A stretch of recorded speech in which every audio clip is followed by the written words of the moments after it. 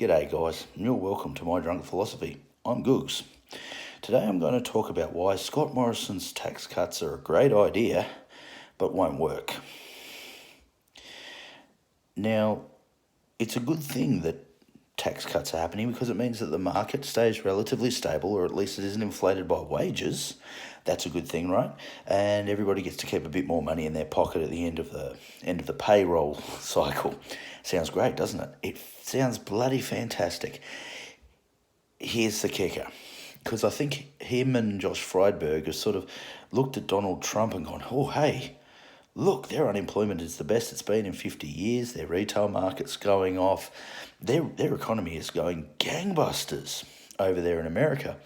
Maybe we should follow suit. But the problem is that Scott Morrison hasn't realised that Donald Trump did three things. Yes, he lowered the tax rate. That's the first thing he did. The second thing he did is he reinvested in resources like mining, coal mining, and getting back into the oil market and things like this. Okay, the third thing he did, and this is the most important thing, by the way, is he reopened the manufacturing in America. And America has got fairly low per hour wages compared to Australia, okay?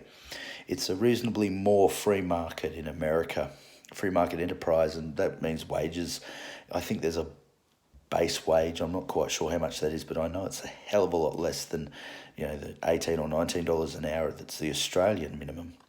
And so he said to these big companies like BMW, maybe not BMW, Chevrolet, or all the big American guys who now make their stuff in either South America or China or wherever, and said, guys, come back. We will give you tax incentives. We'll give you cash rebates. We'll scratch your palm. You scratch your palm. You scratch mine in return. Come back to America. And essentially, they went, well, okay, cool, you're going to offer us all this stuff. They went back to America. And then you had places like Chicago and Detroit and Milwaukee and places like this, the Rust Belt sort of situation. Suddenly there was jobs coming back, which is good, right?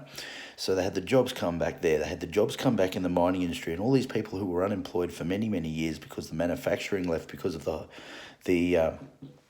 the prices in America, and it was cheaper elsewhere. And now all of a sudden, with all these tax incentives and everything else, okay, we can afford to come back. And all these people have jobs. In fact, they've got the best unemployment figures America has had since 1969. That's impressive, man. That is really impressive. Here's the reason it won't work in Australia. You're only doing one part of it, okay? Our mining industry is well and truly set up. Coal's already set up. Your iron ore's already set up. You're not going to get any more people employed in those sort of fields in the numbers you'd need. Manufacturing, we don't have any. I mean, we might have a little bit here and there, but Jesus Christ. I mean, you think about no car factories, no jam factories, no glass factories, none of that stuff. We don't have any of it. And there are a massive amount of people who have been unemployed now for a long time because of it. And if you can't get, like Trump's plan, which was to get as many people as you can back in the workforce, a tax cut means nothing. It literally means nothing, because if you're on the dole, it doesn't matter if there's a tax cut, right? It just doesn't matter. And now our retail sector is suffering too. And one of the reasons the retail's suffering is because it's cheaper to go to eBay or Amazon or Wish or one of these other sites and just buy it directly from the manufacturer, or as close to directly from the manufacturer as possible. And even with postage and handling, it's still going to be a hell of a lot cheaper than getting it from your local store. And that's the reality. You want to get manufacturing back in this country, and you're expecting the manufacturer to pay $19 an hour for a minimum wage. Why would they do that? That would be stupid. I mean, Telstra has sent its call centres overseas, to India and places like that. Well, they're paying their Indian workers 8 rupees an hour, which is, basically like maybe $4 an hour Australian, maybe. What incentive could the government give them to bring those call centres back to Australia to employ those, 500-600 people? Same with the manufacturing. If you can't do what Trump has done, which is basically reinvigorated every single sector in the American economy, and we can't do that here because of the prices of our wages, it's not going to work. You've got to create the jobs so that there's more money flowing into the system. Okay? And that's not going to happen.